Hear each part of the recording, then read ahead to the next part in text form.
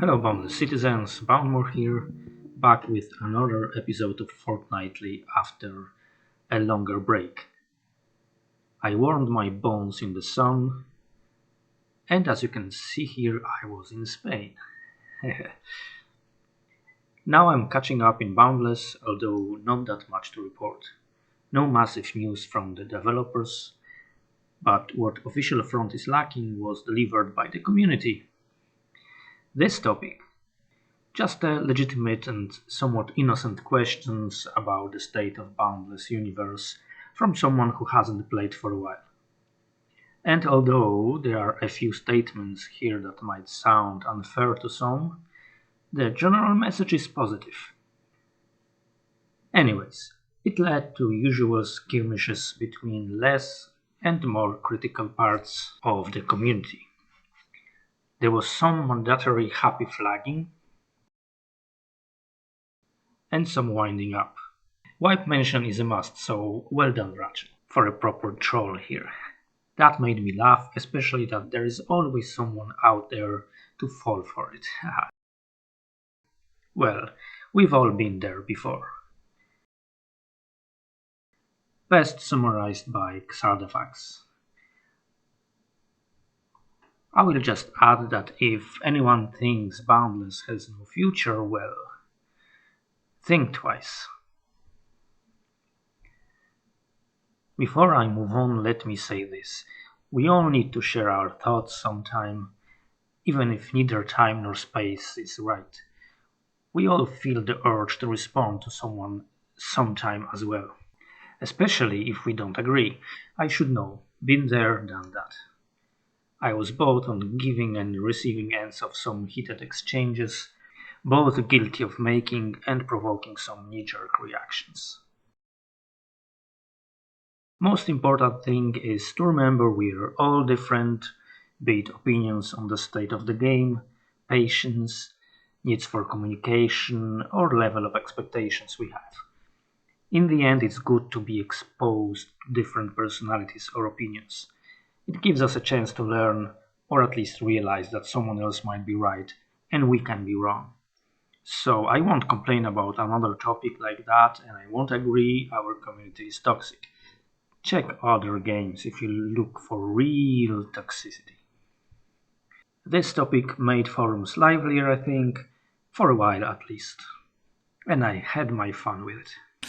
I had my fun, and that's all that matters. Moving on, guys and gals. So, talking about State of Boundless Universe in the month of May, it's such that we have a new experience farm on a sovereign called Apibiru. It wasn't advertised and can be easily missed even by regular visitors of the TNT main hub. But that's what we have the Yaftcha for. Our master explorer gave it a shout, and that's how I found about it. So I'm passing the torch now and let you know as well. There it is.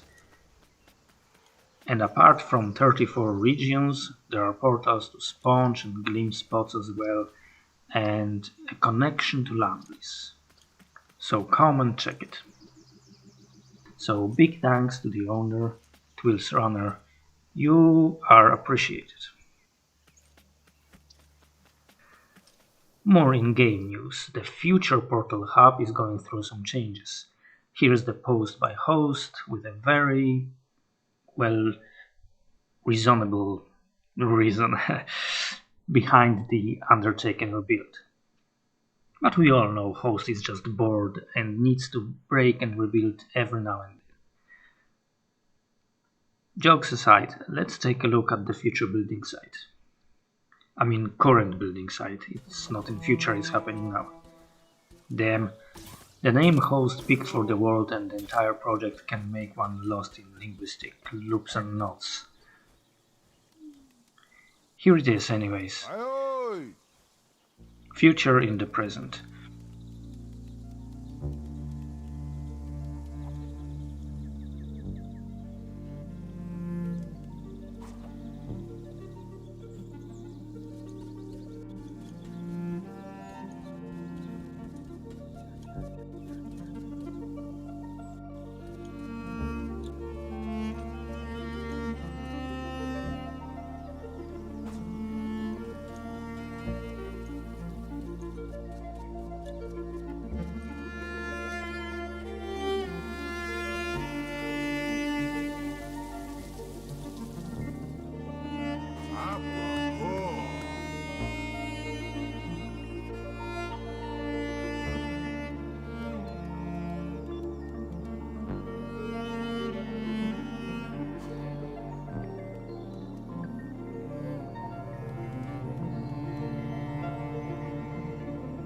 Umbo iima.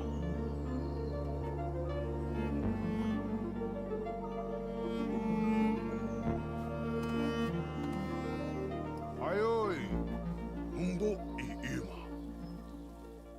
Okay, time for some gameplay stuff.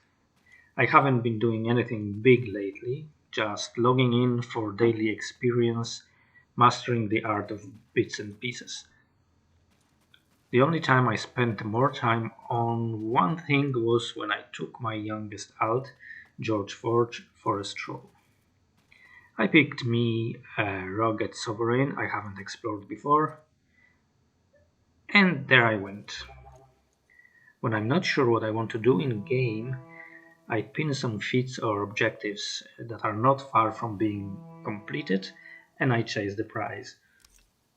George Forge here is close to collecting 100 meteorites and also discovering 1,000 regions.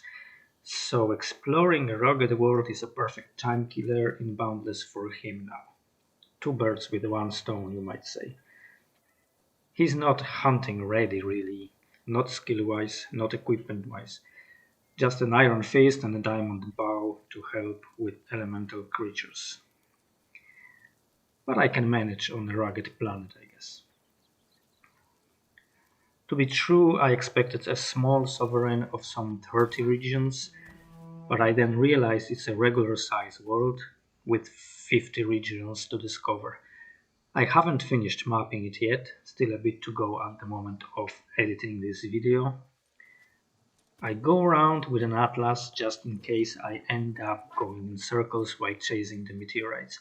But if you visit Noodle just to explore and gather some maybe, you can use the gleam poles built on surface to mark region centers. There are signs there too to point you to the next region, so it's really easy to navigate and discover the world even without an atlas. And you can find stuff to gather here for sure. Black verdant grass, black thorns, a lot of it actually. Not the easiest areas to traverse or meteor fights. But if you come here with an axe to collect them, there's plenty to break. Other than that, there are mud plains and gleam balls and flower fields. I did get samples of different flowers actually, as I found the color choice interesting. But I focused on mapping and completing meteorites mostly, enjoying views and all. I had a close call there once, when I got distracted and turned away from the screen for a moment. Once I got nice triple landing in one of the regions too. That one there got flooded after landing just on the edge of water, but still seems to have enough fire in it, smoking like hell. Nothing seemed to be able to quench that heat. And all that with an eye on the feats clocking up. With 50 regions on this world, I won't have much more left to reach that 1,000 there, and we'll definitely get 200 collected meteorites, cores and more. So that's it for this episode of Fortnightly. Thank you very much for watching. Please like, comment, subscribe if you haven't yet, and I will see you in the next one. Remember to stay boundless.